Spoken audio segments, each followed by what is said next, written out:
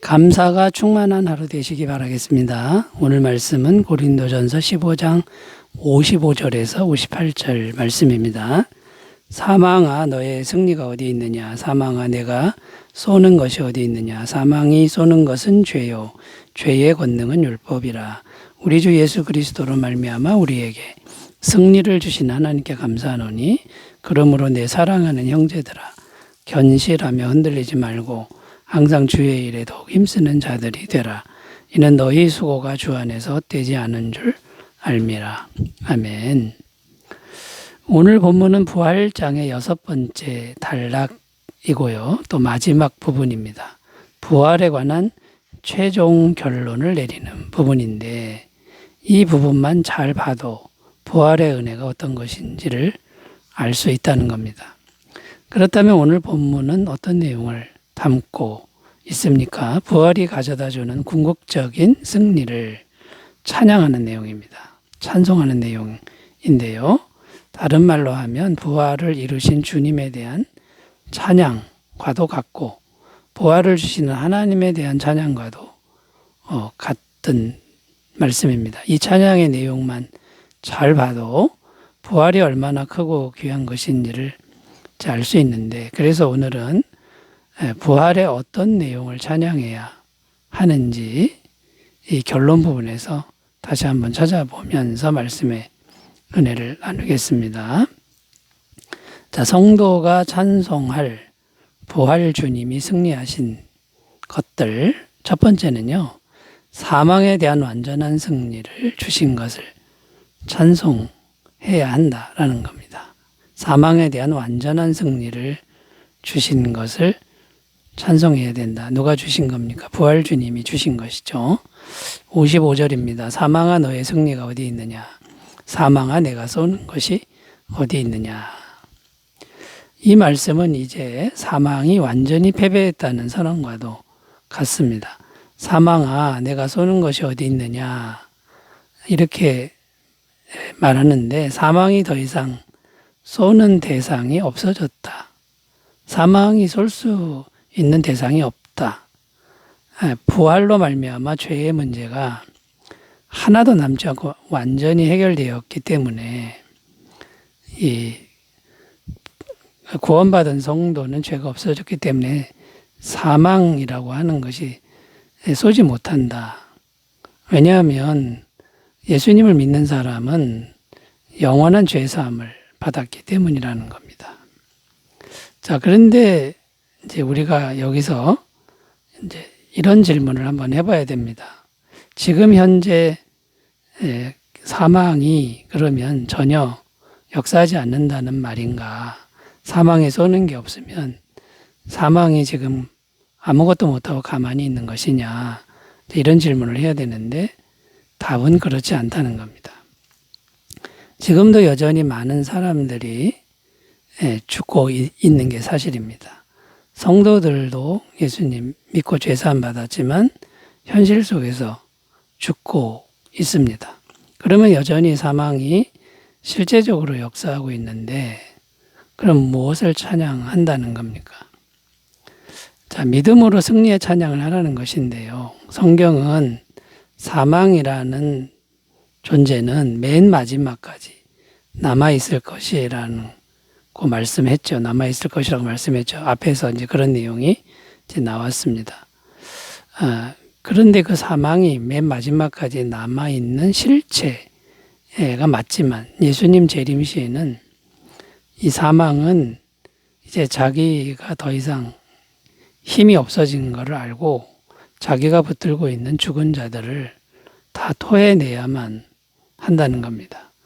그러니까 무슨 말입니까? 여전히 사망이라는 실체가 살아 있습니다. 역사하고 있지만 결국에는 전혀 힘을 못 쓰게 되는 날이 반드시 온다는 말씀입니다.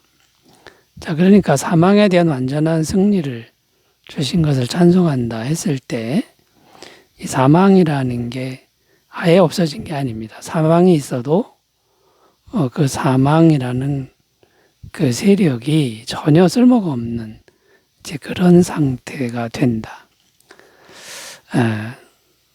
그러니까 이제 우리가 이런 믿음을 가지면 어떻게 됩니까? 사망이라는 그 세력이 우리를 덮쳐올 수 있습니다.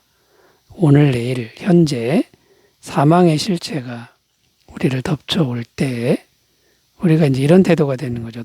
덮쳐, 얼마든지 와라. 덮쳐와라. 어차피 우리가 사망이라는 세력이 와서 우리를 덮치면 죽겠지요.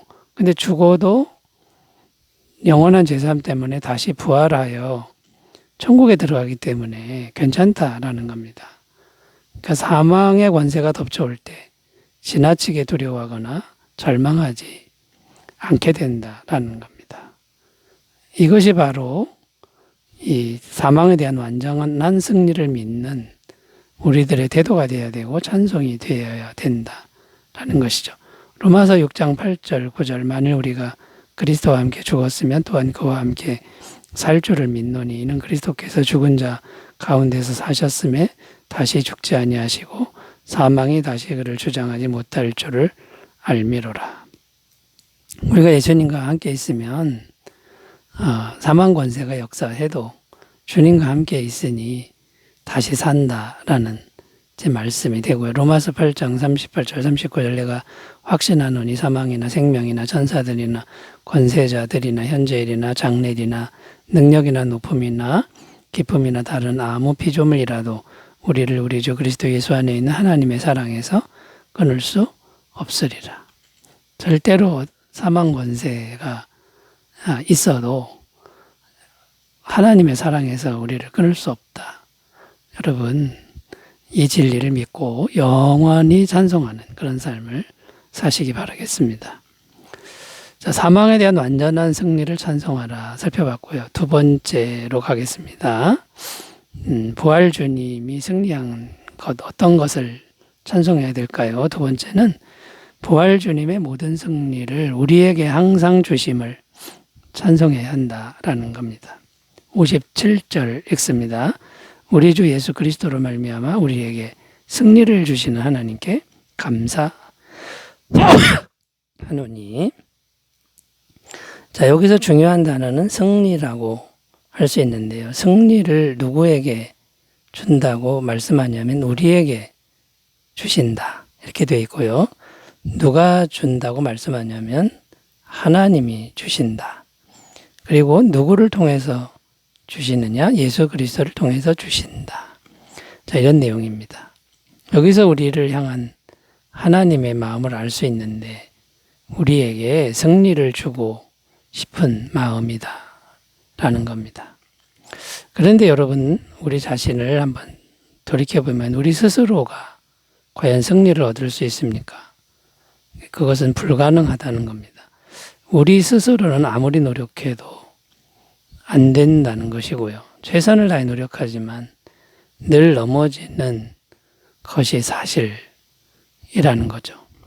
그런데 그런 우리에게 예수 그리스도를 통해서 승리를 주신다고 지금 말씀하는데 예수 그리스도를 믿으면 예수 그리스도의 승리를 우리에게 전가시켜 주신다 이런 말이 됩니다. 예수님이 승리한 것을 믿음을 통해서 우리에게 덧입혀 주신다라는 거죠. 우리는 세상과의 싸움에서 늘 질 수밖에 없습니다. 그런데 예수님은 내가 세상을 이겼다. 사망 권세에 이겼다. 이렇게 선포하셨고 그게 사실이죠. 우리는 져도 패배해도 괜찮은 이유가 예수님을 믿음으로 예수님의 승리가 그대로 우리 것이 된다라는 겁니다. 예수님은 또 사단과의 싸움에서도 승리하셨습니다. 사단의 시험도 이기셨고 공격도 이기셨고 십자가로 죄도 이기셨고 부활하심으로 사망 권세도 이기셨습니다. 자, 우리는 죄와 사단에게 삶 속에서 질 수밖에 없죠. 그러나 믿음으로 예수님만 믿으면 예수님을 통해서 하나님께서 예수님의 승리를 우리 승리가 되게 하신다. 이게 얼마나 찬송할 만한 일입니까? 또 예수님의 승리는 완전하고 영원한 승리이기 때문에 믿음을 통해서 완전하고 영원한 예수님의 승리가 계속 전가될 수 있다라는 거죠. 자, 우리가 할 일은 뭡니까? 매일 패배하는 나 자신만 보지 말고 나 자신에게 영원한 승리를 주시는 예수님을 믿음으로 바라보는 그런 삶이 되어야 할 줄로 믿습니다. 자, 그렇게 살아가시기 바라겠고요. 이제 세 번째로 가보겠습니다. 부활주님이 어떤 것을 승리했고 우리는 어떻게 찬양해야 될까요? 세 번째는 우리를 흔드는 모든 세력으로부터 승리하게 하신 부활주님을 찬송해야 한다라는 겁니다. 58절입니다. 그러므로 내 사랑하는 형제들아 견실하며 흔들리지 말고 항상 주의 일에 더욱 힘쓰는 자들이 되라. 이는 너희 수고가 주 안에서 헛되지 않은 줄 알미라. 여기 보면 견실하며 흔들리지 말며 이렇게 말씀하고 있는데 이게 무슨 말입니까? 우리 인생들은 흔들리기가 쉬운 존재다. 그러니까 흔들리지 말라고 말씀하는 거죠. 우리는 너무나 연약해서 조금만 바람이 불어도 갈대처럼 흔들리는 것이 사실이고 현실이라는 겁니다. 자, 견실하며 흔들리지 말며라는 이 말을 또 오해하면 안 되는데 조금도 흔들리면 안 된다 이런 말이 아닙니다. 심하게 흔들려도 걱정하지 말아라. 왜 그러냐면 하나님이 붙들고 계시기 때문에 갈대처럼 흔들려도 그것을 믿으라는 겁니다. 이사야 41장 10절 두려워하지 말라 내가 너와 함께함이라 놀라지 말라 나는 내 하나님이 됨이라 내가 너를 굳세게 하리라 참으로 너를 도와주리라 참으로 나의 의로운 오른손으로 너를 붙들리라. 이 말씀을 보면 하나님이 오른손으로 우리를 붙들고 있다고 말씀합니다. 나만 하나님을 내 힘으로 하나님을 붙들면 계속 흔들리겠죠. 불안정하겠죠. 그런데 하나님이 나를 붙들고 계신다.